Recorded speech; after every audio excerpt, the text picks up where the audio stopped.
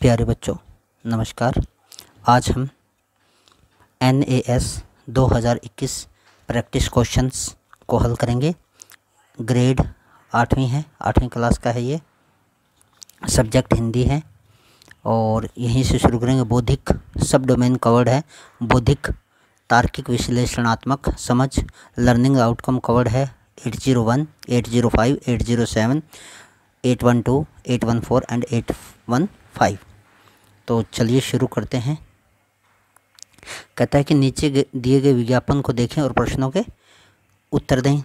तो ये novel corona virus है, कोविड-19 2019 में आया था, इसलिए इसे कोविड-19 कहते हैं। खुद रहें सुरक्षित, दूसरों को रखें सुरक्षित। क्या करें और क्या ना करें। बार बार हाथ धोएं। जब आपके हाथ स्पष्ट रूप से गंदे ना हो तब भी अपने हाथों को अल्कोहल आधारित हैंड वॉश या साबुन या और पानी से साफ़ करें। खांसते छींकते समय अपना मुंह व नाक रुमाल से ढकें। प्रयोग के तुरंत बाद टिश्यू को किसी बंद डिब्बे में फेंकें। भीड़ भाड़ वाली जगहों पर जाने से बचें।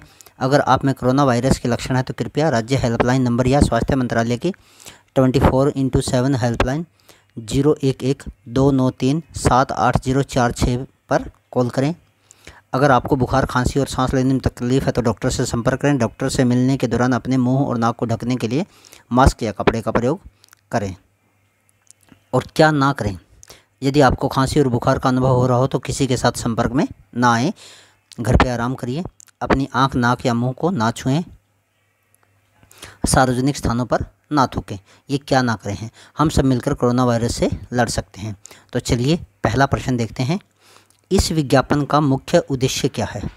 इस विज्ञापन का मुख्य उद्देश्य क्या है। तो बीमार होने पर बाहर घूमना नहीं,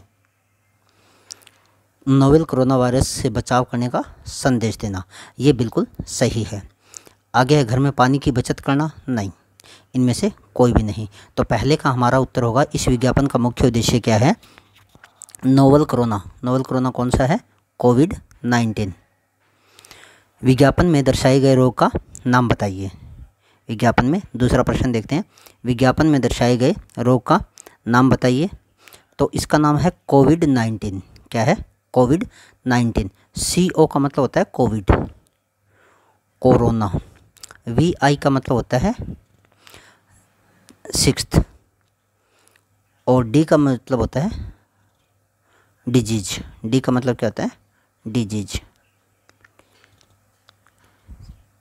डिजीज क्या होती है, बीमारी। तो ये कोरोना वायरस की जो 6th नहीं है, इसका अर्थ है वायरस। VI का मतलब क्या है, वायरस। कोरोना वायरस की जो बीमारी है और 2019 में आई थी। कब आई थी, 2019 में। इससे पहले भी आई हुई है, लेकिन ये जो म्यूटेंट होकर नया जो आया है उसे कोविड-19 कहते हैं। तीसरा प्रश्न देखिए। इनमें से नोवेल कोरोना वायरस से पीड़ित होने पर क्या नहीं करना चाहिए। नहीं करने का मतलब क्या होता है, गलत। 20 में से गलत बताओ आप क्या है। सही गलत बताना है। सार्वजनिक स्थानों पर थूकना नहीं चाहिए, सही बात है ये तो। अपने घरों में ही रहना चाहिए, ये भी सही बात है। बिना मास्क पहने बाहर घूमना चाहिए, ये गलत बात है। तो कौन सा आएगा, गए हमारा उत्तर हो जाएगा।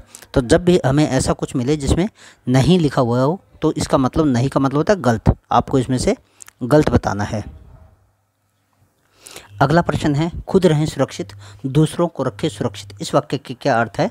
इस वाक्य का अर्थ है नोवेल कोरोना वायरस से खुद को बचाएं व दूसरों का बचाव करें, ये इसका अर्थ था।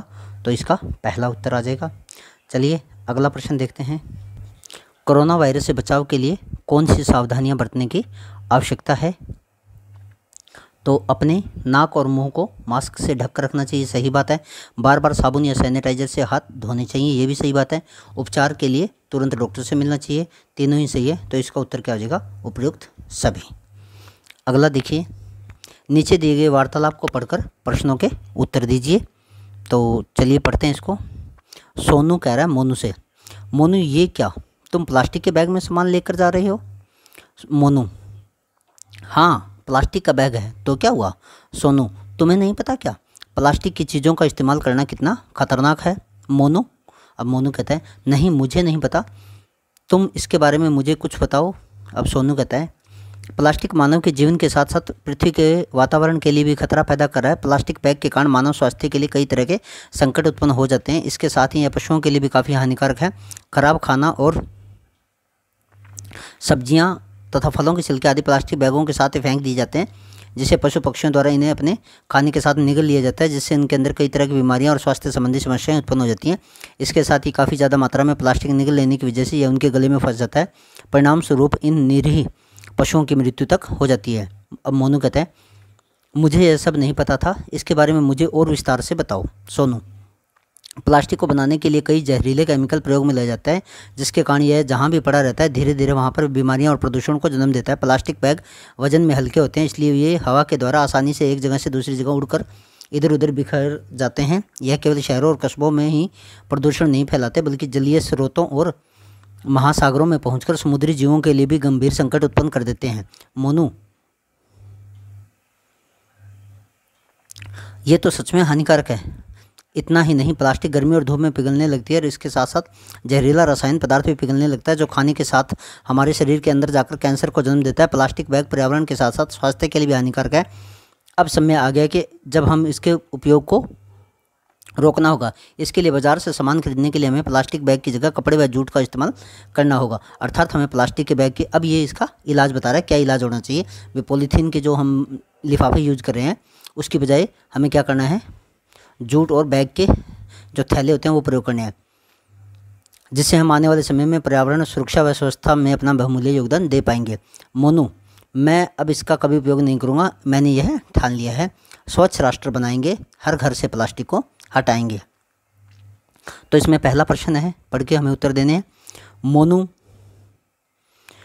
किस में सामान लेकर जा रहा था? कागज़ के थैले में? नहीं, थैले में नहीं, प्लास्टिक के बैग में। प्लास्टिक किस प्रकार किस किस के लिए हानिकारक है? मानव के लिए भी है, पशुओं के लिए भी है और समुद्री जीवों के लिए भी हानिकारक है। तो इसका उत्तर क्या होगा? उपयुक्त सभी के लिए, उपयुक्त सभी के लिए। अगला प्रश्न है, हम आने वाले समय में पर्यावरण सुरक्षा व स्वच्छता में अपना बहुमूल्य योगदान किस प्रकार दे सकते हैं? प्लास्टिक के बैग का प्रयोग करके? नहीं, प्लास्टिक के बैग के बदले केवल जूट से बने थैलों का प्रयोग करके, ये भी सही है। प्लास्टिक के बैग के बदले केवल कपड़े से बने थैलों का प्रयोग करके, ये भी सही है। प्लास्टिक के बैग के बदले कपड़े व जूट दोनों से बने, तो ये दोनों सही है। तो हमारा सही उत्तर क्या होगा? घ हो जाएगा। क्या हो जाएगा? सही उत्तर हमारा घ हो जाएगा, क्योंकि दूसरा भी ठीक है और तीसरा भी ठीक है, लेकिन हमें एक ही चुनना है, दो नहीं चुन सकते, इसलिए घ कहेंगे। प्लास्टिक गर्मी और धूप में पिघलने लगती है, इसके साथ क्या पिघलने लगता है? लोहे का सामान? नहीं। दालें? नहीं। जहरीला रासायनिक पदार्थ? सही। तो अगला प्रश्न देखते हैं, चलिए। स्वच्छ राष्ट्र बनाएंगे, हर घर से प्लास्टिक को हटाएंगे। इसमें निहित मूल भाव क्या है? प्लास्टिक जीवन के लिए लाभकारी है? नहीं। प्लास्टिक के बैग में सामान लाने व ले जाने में आसानी हो जाती है, ये बात ठीक है, लेकिन स्वच्छ राष्ट्र बनाएंगे, घर से प्लास्टिक हटाएंगे, ये निहित मूल भाव नहीं है। तो मूल भाव क्या होगा? प्लास्टिक बैग पर्यावरण के साथ साथ स्वास्थ्य के लिए भी हानिकारक है, ये इसका सही हो जाएगा। नीचे दिए गए अनुच्छेद को पढ़ना है। एक अंग्रेज डॉक्टर का कहना है कि किसी नगर में दवाई से लदे हुए 20 गधे ले जाने से एक हंसने वाले आदमी को ले जाना अधिक लाभकारी है। हंसी शरीर के स्वास्थ्य का शुभ संवाद क्या होती है? बातचीत। संवाद क्या होती है? बातचीत देने वाली है। यह एक साथ ही शरीर और मन को प्रसन्न करती है, पाचन शक्ति बढ़ाती है, रक्त को चलाती है और अधिक पसीना लाती है। हंसी एक शक्तिशाली दवा है। एक डॉक्टर कहता है कि यह जीवन की मीठी मदिरा है। मदिरा मतलब दवाई है। ये क्या है? दवाई है। डॉक्टर हयूड डॉक्टर कहते हैं कि आनंद से बढ़कर बहुमूल्य वस्तु मनुष्य के पास और कोई नहीं है। कार्लाइल एक राजकुमार थे, वे संसार त्यागी हो गए थे। वे कहते थे कि जो जी से हंसता है वह कभी बुरा नहीं होता। जी से हंसो, तुम्हें अच्छा लगेगा। अपने मित्रों को हंसाओ, वह अधिक प्रसन्न होगा। शत्रु को जी से हंसाओ, तुमसे कम घृणा करेगा। एक अनजान को हंसाओ, तुम पर भरोसा करेगा। उदास को हंसाओ, उसका दुख घटेगा। निराश को हंसाओ, उसकी आशा बढ़ेगी। एक बूढ़े को हंसाओ, वह अपने जीवन को अपने आप को जवान समझने लगेगा। एक बालक को हंसाओ, उसके स्वास्थ्य में वृद्धि होगी, वह प्रसन्न और प्यारा बालक बनेगा। अंग्रेजी डॉक्टर का कथन का क्या अर्थ है?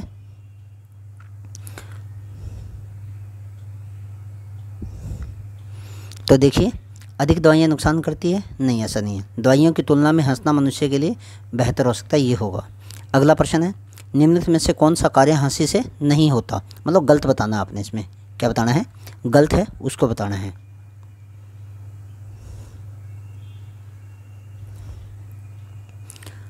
तो क्या कुछ नहीं होता हंसने से? देखिए, पाचन शक्ति का बढ़ना सही है, रक्त का संचार सही है, पसीना आना, अस्वस्थ होना ये गलत है, मतलब बीमार होना। क्या होता है? हंसने से कोई बीमार नहीं होता। तो ये क्या हो जाएगा? ये हमारा सही उत्तर हो जाएगा। और ये जो बाकी सभी हैं ये क्या हो जाएंगे? गलत हो जाएंगे।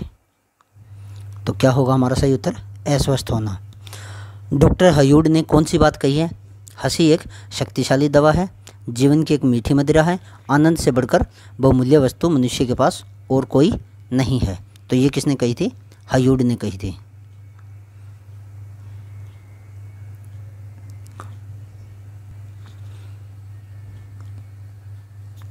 तो इसको आप आनंद से बढ़ के डॉक्टर हयूड वाले पे निशान लगा दो। ये आपको इस तरह से करना है कि ऊपर ध्यान से पढ़िए और पढ़ने के बाद में नीचे वाले को आप उसके अनुसार उत्तर दीजिए। जो पैराग्राफ दिया जाता है, जो आपको कोई वाक्यांश दिया जाता है और उसके अनुसार जब उत्तर देने होते हैं तो आपको ये बात खास तौर पे ध्यान रखनी होती है कि अगर वो ये कहता है कि सभी आदमी गधे हैं तो आपको उत्तर में यही लिखना है कि हाँ सभी आदमी गधे हैं। आपको अपनी बुद्धि प्रयोग नहीं करनी होती कि इसका क्या अर्थ है, इसका क्या मतलब है, आदमी गधे नहीं होते, सारे गधे नहीं होते। नहीं, वो अगर ऊपर आपको पैराग्राफ में पूछ रहा है कि सारे गधे होते हैं तो आपको कहना है हाँ सारे गधे होते हैं। तो अगला प्रश्न है, कार्लाइल ने निम्नलिखित में से क्या नहीं कहा था? जी से हंसो तुम्हें अच्छा लगेगा, ये कहा था। तो इसमें भी गलत पूछ रहा है वो आपसे। अपने मित्र को हंसाओ वह अधिक प्रसन्न होगा, अनजान को हंसाओ वह तुम पर भरोसा करेगा। सारी बातें उसने कही थी। और चौथा, शत्रु को हंसाओ वह तुमसे घृणा करोगे। तो ये बात नहीं कही उसने। शत्रु को हंसाओ तो वो आप पे शत्रुता कम करेगा। एक बालक को हंसाओ उसके स्वास्थ्य में वृद्धि होगी। इस वाक्य में रेखांकित जो बालक शब्द है, कौन सा शब्द है? बालक शब्द है। उसके बारे में आपने ये बताना है कि बालक, तो बालक शब्द के बारे में आपने बताना है कि बालक शब्द किस प्रकार की संज्ञा है। तो बालक है वो एक जाति को बता रहा है, पूरी को। किसको बता रहा है? जाति को बता रहा है। तो उसमें सभी बालक शामिल हैं। तो ये क्या है? जातिवाचक संज्ञा है। अगला प्रश्न देखते हैं, 16वां प्रश्न। बस 15 ही प्रश्न थे इसमें। उसके बाद में आगे मैथ के प्रश्न शुरू हो जाएंगे आपके। तो चलिए देखते हैं मैथ के सवालों को। पहला सवाल है, ये हमें करके भी देखने पड़ेंगे। तो देखिए, किसी संख्या के वर्गमूल से 1 घटा दें तो 11 आता है। तो इनके वर्गमूल निकालिए। पहला 100 था तो 100 का वर्गमूल क्या होता है? 100 का वर्गमूल होगा 10, और 10 में से 1 घटाएंगे तो क्या आएगा? 9। तो ये नहीं होगा। दूसरा है 144।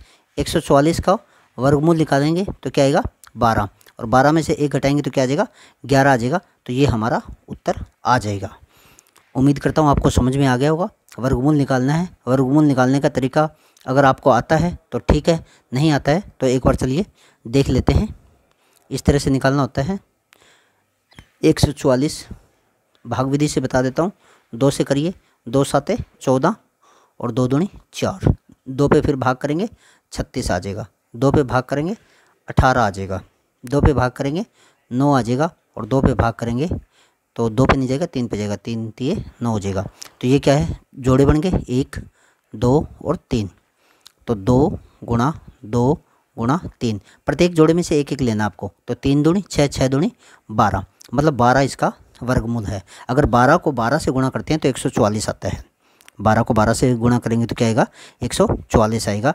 तो 144 का जो वर्ग है, वर्गमूल है, वो क्या होगा? 12 होगा। और 12 में से 1 घटाएंगे तो 11 आ जाएगा। अगला है, कौन सी परिमेय संख्या -13/3 के बराबर है? -13/3 के बराबर है। तो -100/27, अगर तो 13 का पहाड़े में 100 नहीं आता, इसलिए ये नहीं होगा। 13 दूनी 26 होता है और 3 दूनी 6 होता है। लेकिन क्या है यहाँ पे समस्या? ये 26 प्लस का है और ये क्या है? माइनस का है। क्या है? माइनस का, इसलिए ये भी नहीं होगा। अगला है 13 निमे 117 और 9 तिये 27। अगर हम इसको 9 से गुणा कर देते हैं दोनों को तो ये हमारा -117/27 उत्तर आ जाता है और ये हमारा सही उत्तर होगा। अगला प्रश्न है, किसी क्लास में अगला प्रश्न, 1 मिनट रुकिए, साफ कर देता हूँ मैं। किसी क्लास में टेस्ट में हर सही उत्तर के लिए 3 अंक दिए जाते हैं और हर गलत उत्तर के लिए 1 अंक काट लिया जाता है कि अगर आपने एक सवाल सही किया तो आपको 3 नंबर मिलेंगे, और अगर आपने दूसरा सवाल गलत कर दिया तो उसका आपका माइनस का 1 नंबर मिलेगा और आपके उत्तर आएंगे, नंबर आएंगे 2। इस तरह की एग्ज़ाम है। तो चलिए देखते हैं क्या कहते हैं। राम ने 10 उत्तर सही किए, तो 10 उत्तर सही किए इसका मतलब 10 गुणा में 3, उसको 30 नंबर मिले। और 7 उत्तर गलत किए तो उन 7 के उसको माइनस के 7 नंबर मिल गए, और 30 में से माइनस के 7 के कितने आए, 23 नंबर आ जाएंगे उसके। कितने नंबर आ जाएंगे, 23 नंबर आ जाएंगे। अगला सवाल है हमारा पहली 5, अगला है पहली 5 पूर्ण संख्याओं का योग बताइए। तो पूर्ण संख्या कौन सी होती हैं, 0, 1, 2, 3, 4, तो ये हो गई 5 संख्या। 4 और 3 7, 7 और 2 9, 9 और 1 10। कितना हो जाएगा आपका उत्तर, 10 आ जाएगा। तो चलिए अगला सवाल देखते हैं। अगला सवाल है, यदि किसी आयत की लंबाई 2/3 और चौड़ाई 1/3 हो। ये एक आयत है, आयत वो होती है जिसके आमने सामने की भुजाएं बराबर हो, तो ये 2/3 है और ये भी 2/3 है, और चौड़ाई क्या है, 1/3 है, और ये भी क्या है, 1/3 है। तो इसका परिमाप ज्ञात कीजिए। परिमाप का मतलब क्या होता है, परिमाप होता है लंबाई चारों भुजाओं का जोड़, सभी भुजाओं का जोड़, और आयत का परिमाप होता है 2 ब्रैकेट में L प्लस B। तो क्या हो जाएगा, 2 ब्रैकेट में 1/3 जमा में 2/3, दोनों को हल कर दीजिए, 3 लघुत्तम आ जाएगा। तो 2 ब्रैकेट में 3 और जमा में 1 जमा 2 कितना हो गया, 3 हो गया।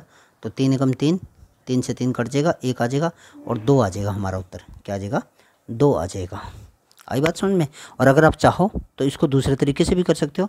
दूसरा तरीका क्या है, देखिए, इसको आप जोड़ सकते हो सारे को, 4 भुजाएं ना, तो 2/3 जमा 2/3 जमा 1/3 जमा 1/3, सभी का लघुत्तम ले लिया, 3 आ गया, 2 और 2 4, 4 और 2 6, 6/3, 3 से इसको काट दो, 2 उत्तर आ जाएगा। क्योंकि चारों भुजाएं थी, ऐसे करके ऐसे 4 भुजाएं थी, तो चारों को जोड़ दो, 4 भुजाओं का जोड़ कर दीजिए, आपका उत्तर आ जाएगा।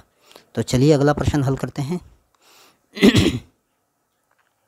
अगला प्रश्न है, कहता है 1 सही 1/1 जमा 1/3। तो ऐसे सवालों को क्या करना होता है, सबसे नीचे से हल करना होता है। आपको क्या करना होता है, सबसे नीचे से हल करना होता है। तो सबसे पहले आप इतने को हल करिए, इसको नीचे से लग जाइए, 1/3 जमा 3 के साथ है, नीचे वाले के साथ, जमा में 1 ऊपर है और नीचे 1/5 है। तो इन दोनों को हल कर दीजिए, 5 थी 15, क्या हो जाएगा, 1 ऊपर रह जाएगा आपका और नीचे क्या है, ये इसके साथ गुणा हो जाएगा, 15 जमा 1/5, 15 और 1 क्या हो गया, 16, 1/16/5, ये 5 ऊपर चला जाएगा, तो क्या हो जाएगा आपके पास, 5/16 उत्तर हो जाएगा। ये इतने को जब आप हल करते हो तो 5/16 आ जाएगा। अब क्या है, 1/1 जमा 5/16। अब इसको हल कर लीजिए इतने को, ठीक है, 16 इसके साथ गुणा हो जाएगा, 16 एकम 16 और 5 21, तो क्या हो जाएगा, 1/21 और सारे के बटे में 16, 16 ऊपर चला जाएगा और उत्तर क्या आ जाएगा, 16/21 आ जाएगा। क्या उत्तर आ जाएगा आपका, 16/21 डी उत्तर आ जाएगा। आई बात समझ में। सबसे पहले इस नीचे वाले को हल करिए, फिर इसके साथ हल करिए, इसके साथ, और फिर ऊपर वाले के साथ हल करिए। आगे है अगला सवाल, 7x का मान ज्ञात करिए। क्या ज्ञात करिए, 7x का मान ज्ञात करिए। तो इसकी 7x वाले की इसकी रकम गलत है, इसको एक बार छोड़ दीजिए आप, इसको बाद में हल करेंगे। और चलिए अगला सवाल देखते हैं। कहता है x का 33% 66 हो। क्या है, 33% अगर 66 हो तो 33 का 66 कितना होता है, 2 गुना होता है। तो x का मान क्या होगा, x कितना मानना है, प्रतिशत में है, तो 100 का 2 गुना कितना हो जाएगा, 200 हो जाएगा। कितना हो जाएगा, 200 हो जाएगा। आगे है अगला सवाल, 983 की 2 माइनस 17 की 2। तो इसको आप कैसे करोगे, देखिए आसान तरीका बताता हूँ। ये हमारे पास एक कोई संख्या है, ये दूसरी संख्या है, इसको इससे गुणा करना है, इसको इससे गुणा करना है। तो ये क्या बन गया, 1 की 2 बन गया। क्या बन गया, 1 की 2 बन गया। 10% छूट के बाद एक उपहार का मूल्य 500 रुपये हो जाता है। मतलब छूट के बाद में क्या है, 500 रुपये होता है। मान लेते हैं अगर 100 रुपये का था तो छूट कितनी है, 10 रुपये, तो कितने का बन गया, 90 का बन गया। अब 90 किसके बराबर है, 500 के बराबर है। 90 किसके बराबर है, 500 के बराबर है। तो 100 कितने का होगा, तो इसका उत्तर आएगा 555.5। कैसे निकालेंगे देखिए, माना कुल मूल्य 100 रुपये, छूट 10 रुपये, 10%, छूट के बाद 90 रुपये का हो गया। अगर 90 रुपये छूट के बाद है, छूट के बाद है, तो कुल कितने का हुआ, 100 रुपये का हो गया। अगर 1 रुपये का हो तो कितने का होगा, 100/90 हो जाएगा। और अगर 500 का है छूट के बाद में तो कितने का हो जाएगा, इसको इससे गुणा कर दीजिए, इससे ये कट जाएगा और हमारे पास 50 को 100 से गुणा करेंगे 5000 आ जाएगा और बटे में 9 आ जाएगा। 9 से भाग करेंगे 9 5 45, 9 5 45 और 5.55, ये हमारा उत्तर आ जाएगा। इस तरह से इसको हल करना है। अगला सवाल देखिए, यदि 6 किलोग्राम टमाटर पर 30 रुपये के हैं, 6 किलोग्राम कितने के हैं, 30 रुपये के हैं, तो 1 किलोग्राम कितने के हो गए, 5 रुपये के हो गए।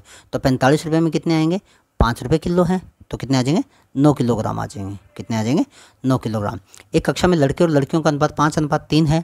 अगर लड़कों की संख्या से 10 अधिक है तो लड़के और लड़कियों की संख्या निकालिए। तो देखिए, मान लेते हैं लड़के कितने हैं, 5 है। 1 मिनट रुकिए, माना लड़के कितने हैं, 5x, लड़कियां 3x, मतलब हमें पता नहीं है कितनी है। अच्छा, अंतर क्या है,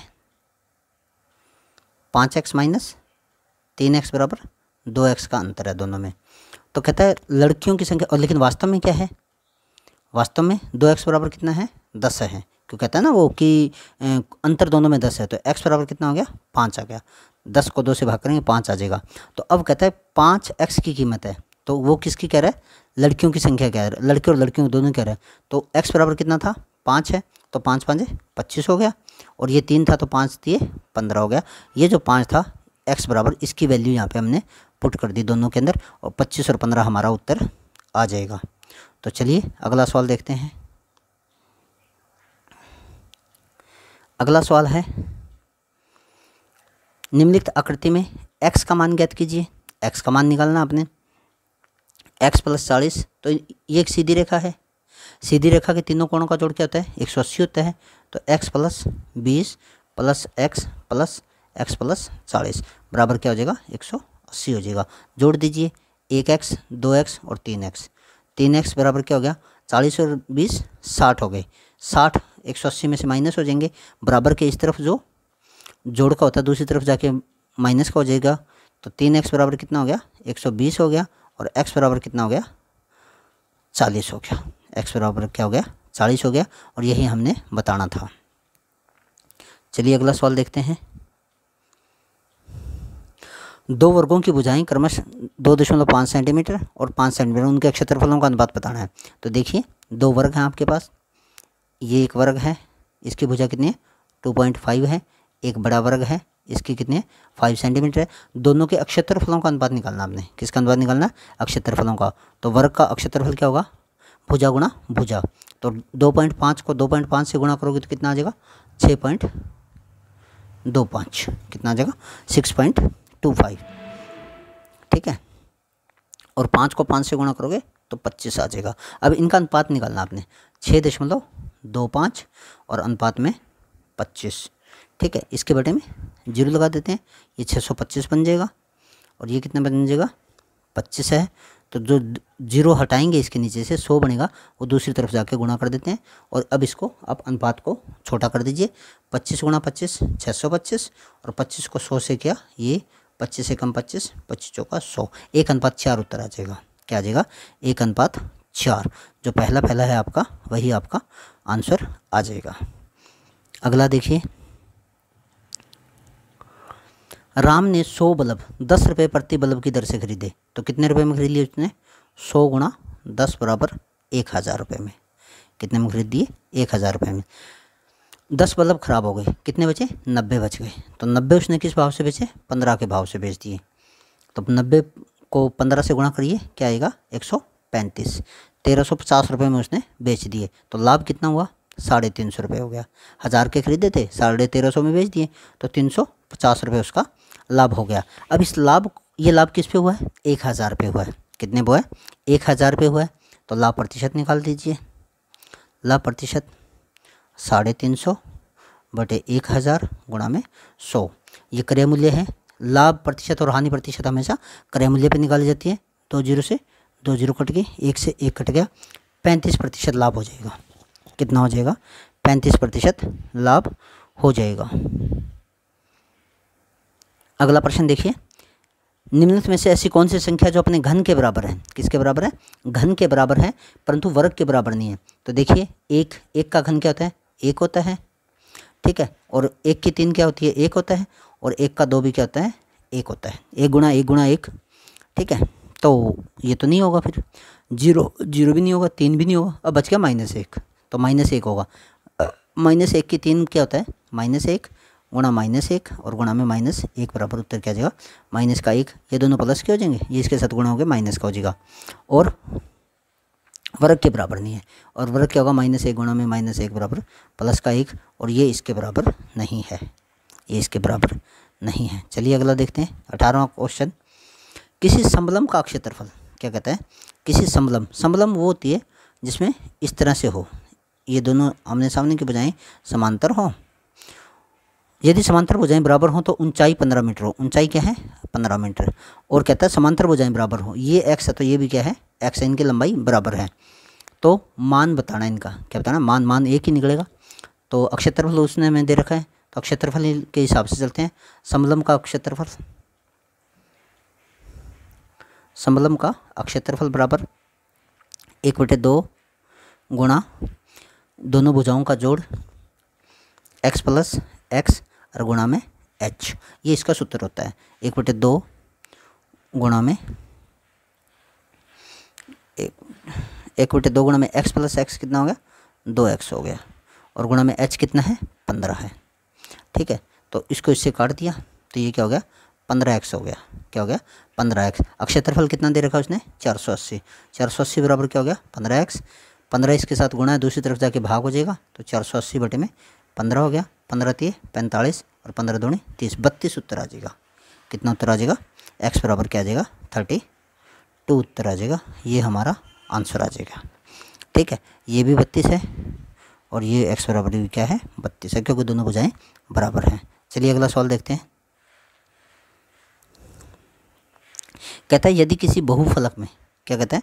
यदि किसी बहुफलक में 20 फलक और 30 किनारे हों, 20 फलक हों और 30 किनारे हों।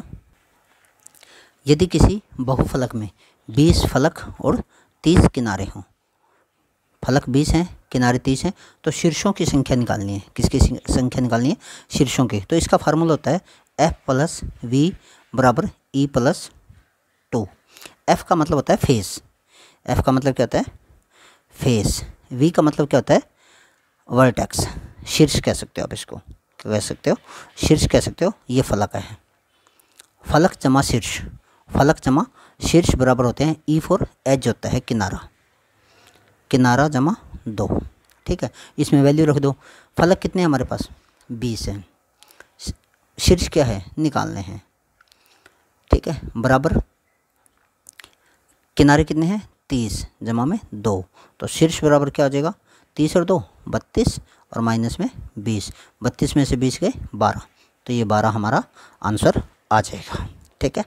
तो चलिए अगला देखते हैं। अच्छा ठीक है, मैथ खत्म हो गया, साइंस के सवालों को हल करते हैं। कहता कौन सी फसल रबी की फसल नहीं है? तो रबी की फसल कौन सी होती है? जो सर्दियों में बोई जाती है। कौन सी होती है? शीत ऋतु में बोई जाती है। और खरीफ वाली कौन सी होती है? जो पतझड़ के मौसम में बोई जाती है। तो कौन सी है? कपास है। बाकी सभी ये क्या है? रबी की फसलें हैं। अगला है क्षतिग्रस्त बीज पानी पर तैरने लगते हैं, क्यों? क्योंकि वो खोखले हो जाते हैं। क्या हो जाते हैं, खोखले हो जाते हैं। चलिए अगला प्रश्न देखते हैं। गेहूँ, चावल एवं फलों के रस में उपस्थित किस घटक का इस्तेमाल यीस्ट द्वारा अल्कोहल व शराब उत्पादन में किया जाता है? तो किसका किया जाता है? शर्करा का किया जाता है। किसका किया जाता है? शर्करा का उत्पादन किया जाता है। तो अगला, विद्युत द्वारा नाइट्रोजन का स्थिरीकरण किया जाता है। इस दौरान वायुमंडल में नाइट्रोजन की मात्रा क्या हो जाती है? घट जाती है। क्या हो जाती है? वायुमंडल में नाइट्रोजन की मात्रा घट जाती है और ज़मीन के अंदर नाइट्रोजन की मात्रा बढ़ जाती है। अगला प्रश्न है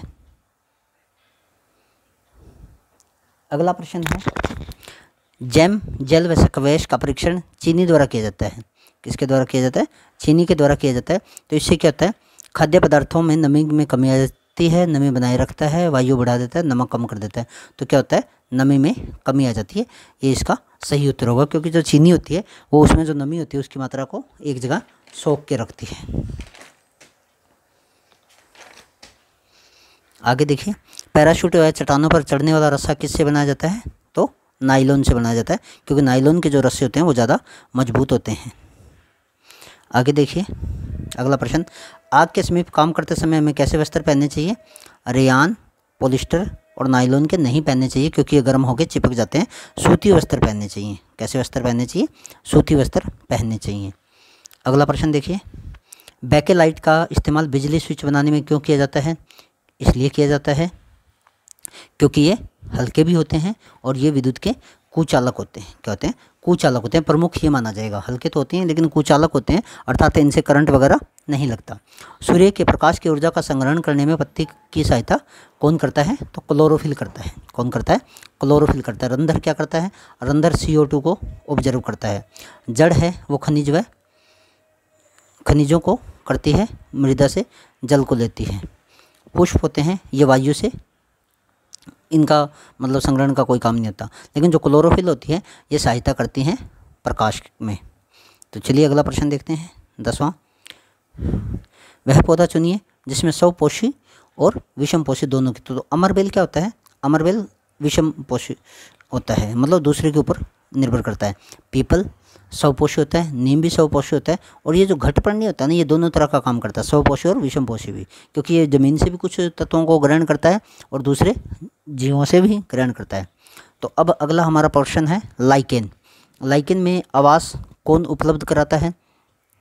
तो जो कवक होता है वो लाइकेन में, लाइकेन क्या होती है? इसमें दो तरह के जीव होते हैं जो एक दूसरे पर निर्भर करते हैं, जैसे कवक और शैवाल हैं, ये दोनों एक दूसरे पे निर्भर करते हैं। तो जो कवक होता है वह तो आवास उपलब्ध कराता है। कवक क्या करता है? आवास उपलब्ध कराता है। और जो शैवाल होता है वह, शैवाल में क्लोरोफिल होता है। क्या होता है? क्लोरोफिल होता है। ठीक है, और ये क्या करता है? प्रकाश संश्लेषण के द्वारा खाद्य पदार्थ तैयार करके उनको उपलब्ध कराता है। किसको? कवक को। तो सही उत्तर क्या आएगा? कवक। कवक आवास उपलब्ध कराता है। कवक क्या करता है?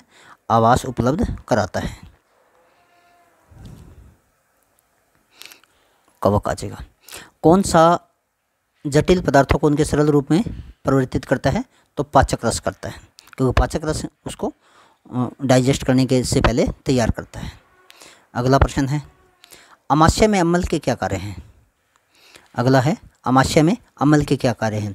जीवाणुओं को नष्ट करना व माध्यम को अम्लीय बनाना, ये इसका प्रमुख कारण होता है। तो इसमें जो प्रोटीज होते हैं एक तो अमाशय में, और एक क्या होते हैं? HCl होते हैं, वो ये काम करते हैं, जीवाणुओं को नष्ट कर देते हैं और इसका जो pH होता है उसको अम्लीय बना देते हैं। कश्मीरी बकरी के जो मुलायम बाल होते हैं उनसे क्या बनती है? पश्मीना शॉल बनती है। क्या बनती है? पश्मीना शॉल बनती है। अगला प्रश्न देखिए,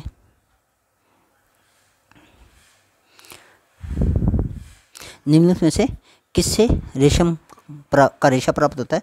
तो कोकून से प्राप्त होता है। किससे प्राप्त होता है? कोकून से, क्योंकि जो वो छोटा जीव होता है वो अपने चारों ओर यूं यूं करके और एक वो बुन लेता है, उसी को कोकून कहते हैं, और उसी को रेशम का रेशा प्राप्त होता है।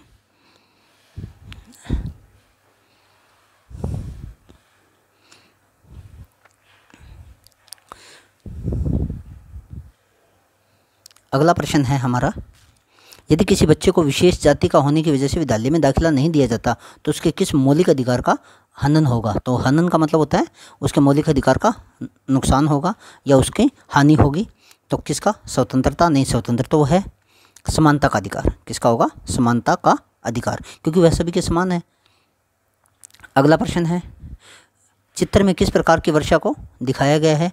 तो चित्र में ये ठंडी वायु है, ये गर्म वायु है, तो ये किस तरह की वर्षा को दर्शा रहा है। तो इसमें 4 ऑप्शन दिए हुए हैं आपको। पर्वतीय वर्षा नहीं, पर्वत का कोई मतलब नहीं है। चक्रवाती वर्षा भी नहीं है, संवहनीय वर्षा है। कौन सी है? संवहनीय वर्षा है। तो अगला देखिए, नीचे दी गई तालिका देखिए और बताइए कि किन विद्यार्थियों के विद्यालय छोड़ने की संख्या सबसे अधिक है। आपको ये बतानी है कि सबसे अधिक संख्या किन बच्चों की है। तो ये देखिए, अगर आप इसको देखो 4, 3, 17.1, 16.1, 17.1, 19.6, 19.5, 29.94, तो सब 24.94 ये लड़के अनुसूचित जनजाति के हैं जो सबसे ज़्यादा है। इनको आपको सबको देखना होता है, मैंने जल्दी देख लिया, आप आराम से देख सकते हो। तो ये माध्यमिक सत्र है, माध्यमिक सत्र पर अनुसूचित जनजाति के लड़कों की संख्या सबसे अधिक है, जो ड्रॉप आउट है, जो स्कूल छोड़ देते हैं बिना पढ़े। तो अगला प्रश्न है, रेखांकित अक्षेत्र में कौन सी पवनें चलती हैं। पछुआ पवनें नहीं चलती, ध्रुवीय पवनें ध्रुवों पर चलती हैं, तो क्या आएगा? व्यापारिक पवनें होंगी। कलकत्ता में मदरसे की स्थापना किसने की थी।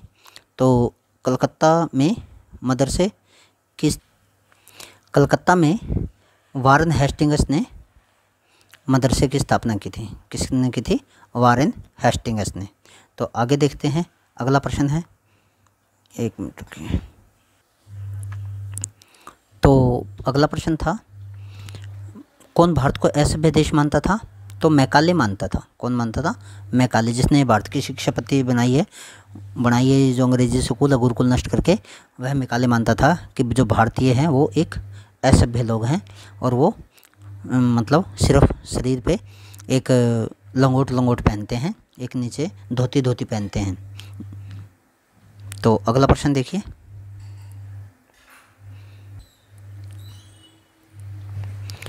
शांति निकेतन, 1 मिनट रुकिए, शांति निकेतन के संस्थापक कौन थे। तो रविंद्रनाथ टैगोर थे। ये बंगाल के अंदर स्थापित किया गया था, शांति निकेतन स्कूल था। आगे देखिए, 1857 के विद्रोह के समय भारत का गवर्नर कौन था। 1857 के विद्रोह के समय लॉर्ड कैनिंग था भारत का गवर्नर जनरल। कौन था? 1857 के विद्रोह को किस नाम से जाना जाता है। सैनिक विद्रोह के नाम से जाना जाता है। किसके नाम से भी जाना जाता है? सैनिक विद्रोह के नाम से जाना जाता है। निम्नलिखित में से कौन सा इतिहास का वर्णन करने का सही स्रोत नहीं है। लोगों की डायरियाँ सही है। 2 लोगों के बीच बातचीत, ये नहीं हो सकता, ये नहीं हो सकता। महत्वपूर्ण बाकी सभी होंगे। तीर्थयात्रियों और यात्रियों, क्योंकि जो 2 लोगों के बीच की बातचीत है वो कहीं पे रिकॉर्ड में नहीं है, वो कहीं पे लिखित में नहीं है। आदिवासियों ने अपनी आजीविका कैसे प्राप्त की। शिकार से, कृषि से और हेरिंग से। तो ये सभी उत्तर आ जाएगा। बिहार की महत्वपूर्ण जनजाति कौन सी है। गोंड है। सबसे महत्वपूर्ण जनजाति कौन सी है। गोंड है। अगला है, गोंड जनजातियों का मुख्य कार्य क्या था। कृषि करना था। क्या था। कृषि था। और कौन सी कृषि करते थे ये गोंड वाले। दहिया कृषि करते थे। दहिया कृषि कहते हैं, स्थानांतरित कृषि होती है, स्थानांतरित कृषि करते थे। अगला प्रश्न देखिए,